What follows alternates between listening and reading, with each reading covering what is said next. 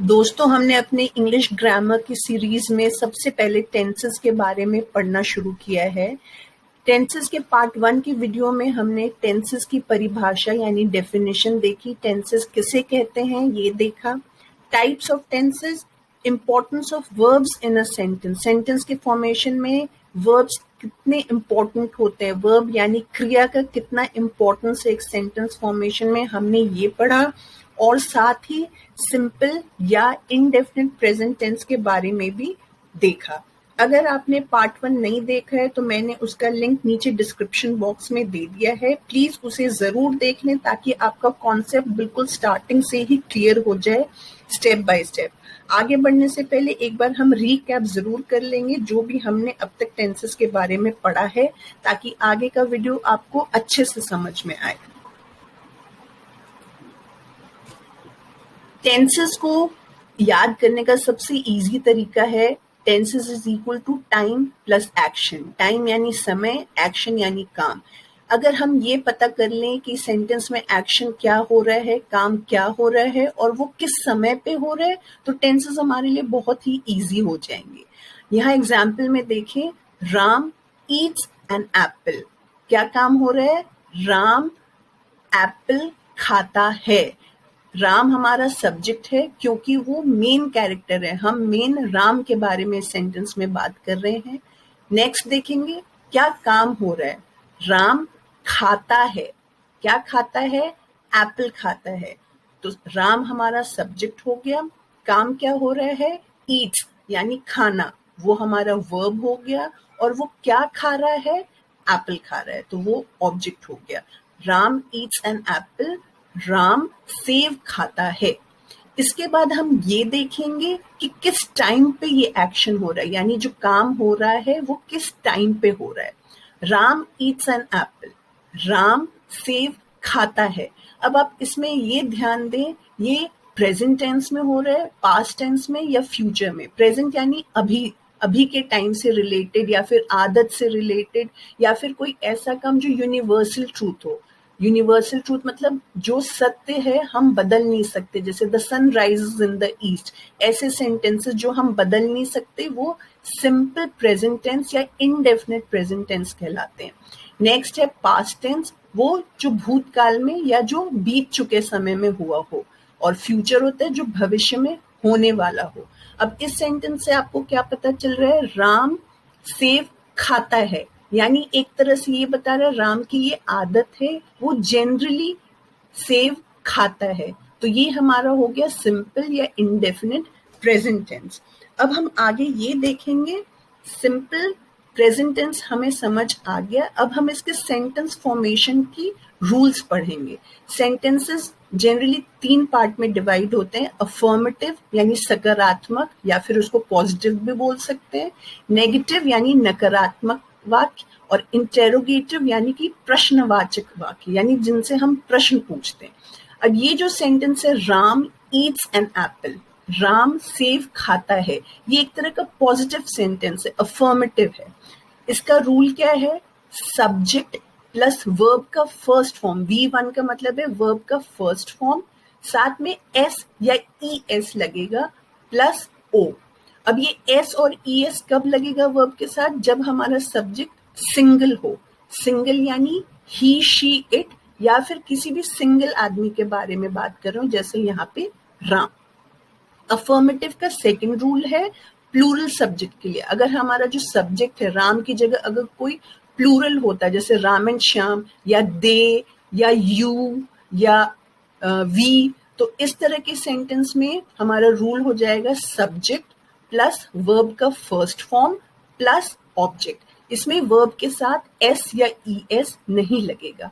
आप ये rules by heart learn कर लें, आपको टेंसेस के लिए बहुत इजी हो जाएगा। नेक्स्ट आता है हमारा नेगेटिव। नेगेटिव सेंटेंसेस जो होंगे सिंपल प्रेजेंट टेंस के, उसमें रूल है सब्जेक्ट प्लस डू या फिर डज। ये डिपेंड करेगा, डू प्लूरल के साथ लगेगा, डज सिंगुलर सब्जेक्ट के साथ लगेगा, प्लस नॉट प्लस वर्ब का फर्स्ट फॉर्म प्लस ऑब्जेक्ट। फिर हमारा आता है इंटेरोगेटिव सेंटेंसेस, इसमें हम स्टार्ट ही करेंगे डू या फिर डज के साथ। सेम रूल है, डू प्लूरल सब्जेक्ट के साथ, डज सिंगल सब्जेक्ट के साथ, प्लस सब्जेक्ट प्लस वर्ब का फर्स्ट फॉर्म प्लस ऑब्जेक्ट। आप प्लीज इन रूल्स को खूब अच्छे से याद कर लें और समझ लें, फिर हम आगे के टेंसेस पढ़ेंगे। आई होप आपका सिंपल प्रेजेंट टेंस या इनडेफिनेट प्रेजेंट टेंस बिल्कुल क्लियर हो चुका होगा। अब हम आगे बढ़ते हैं।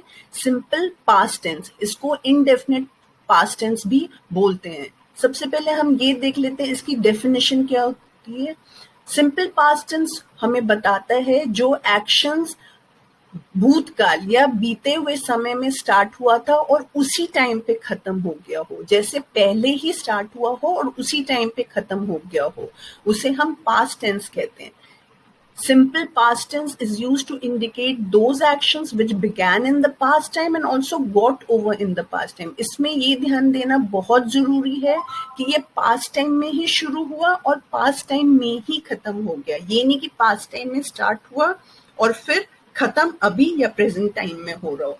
तो simple past tense या indefinite past tense होगा जो भी काम भूतकाल या बीते हुए समय में स्टार्ट हुआ था और उसी टाइम पे खत्म हो गया हो।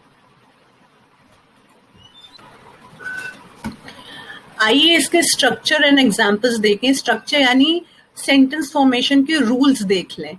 सबसे पहले अफर्मेटिव, ये जो प्लस का साइन दिया हुआ है, अफर्मेटिव यानी पॉजिटिव सेंटेंसेस के रूल्स देख लें।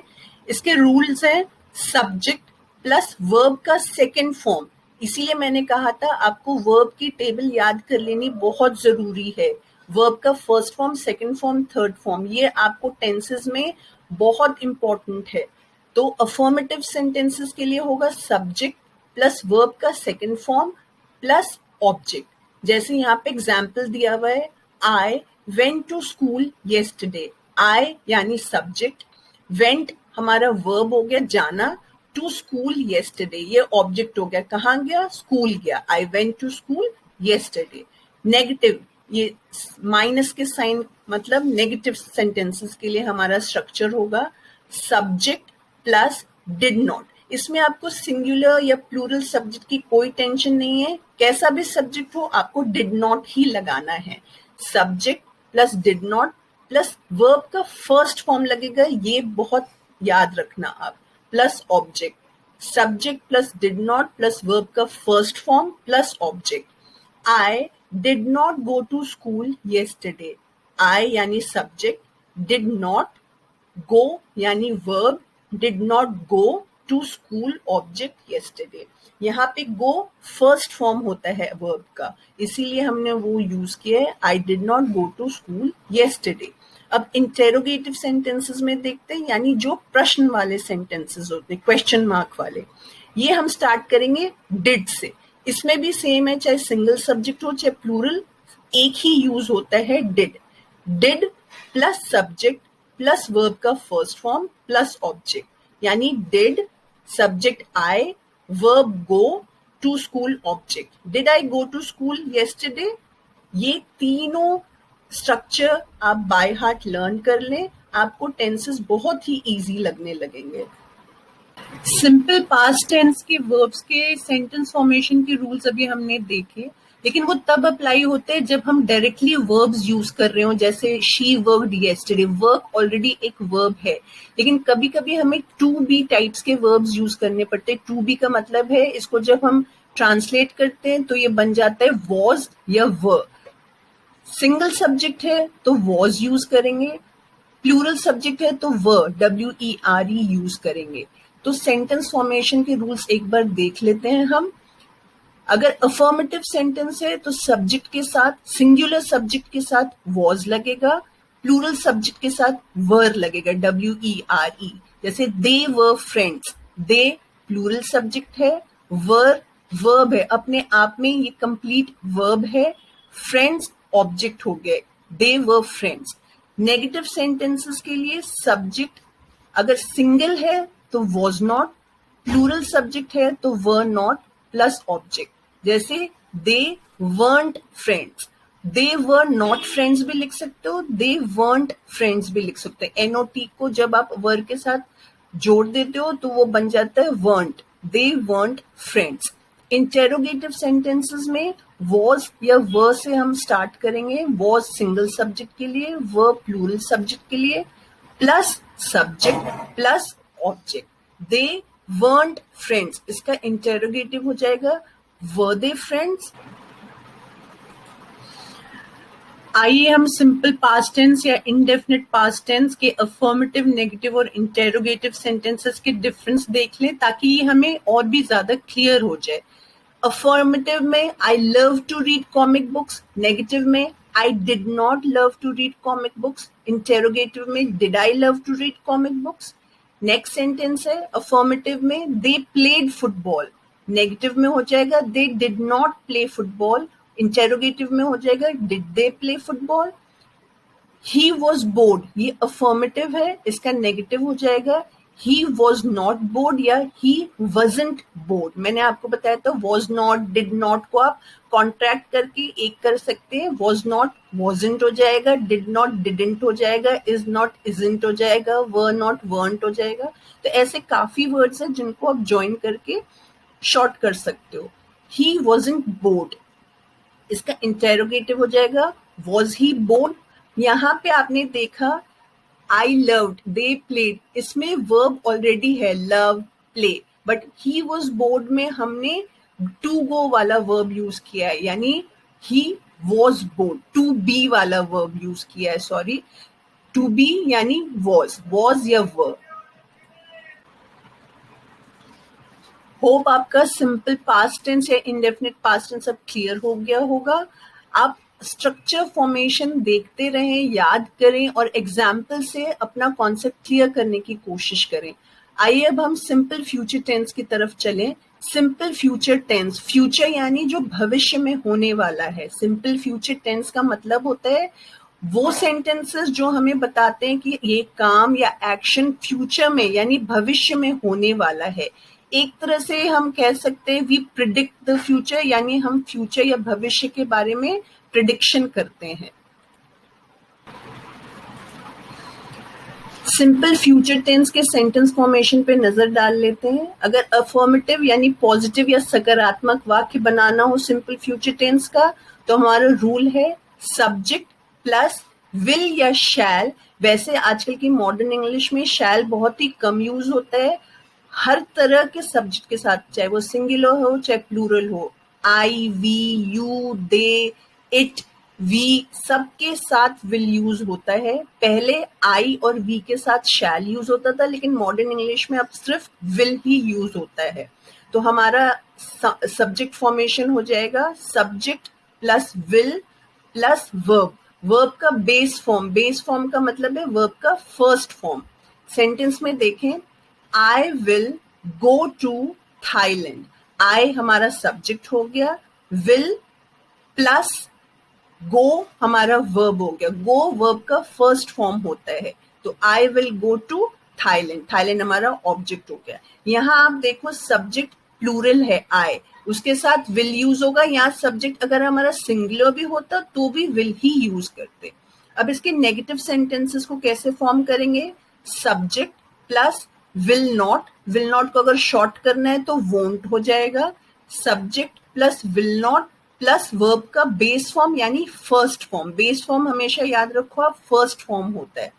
आई will not go to Thailand, I हमारा सब्जेक्ट हो गया, विल नॉट गो वर्ब हो गया, थाईलैंड ऑब्जेक्ट हो गया।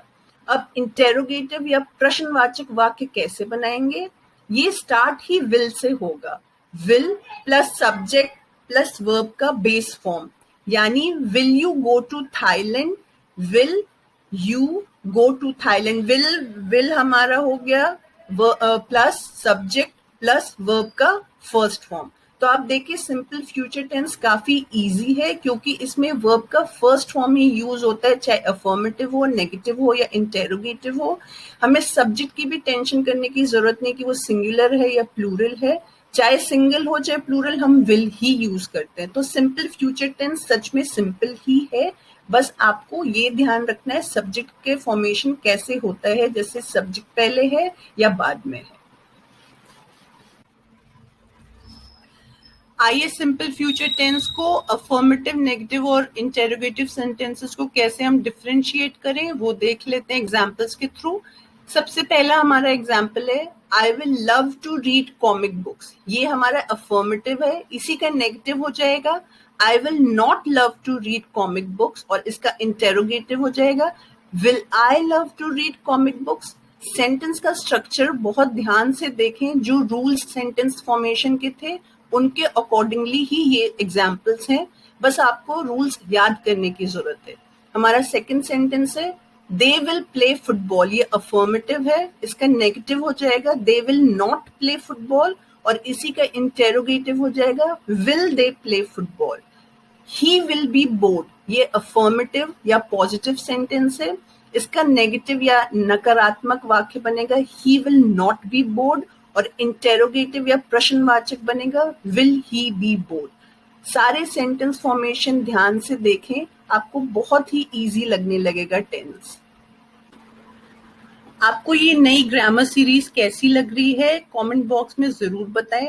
अपने आइडियाज या फिर कोई सजेशंस जो आप और देखना चाहते हो वो जरूर लिखें कमेंट बॉक्स में। वीडियो को लाइक एंड शेयर जितना ज्यादा हो सके करें। चैनल को सब्सक्राइब करें और बेल आइकन को प्रेस करना बिल्कुल भी मत भूलें।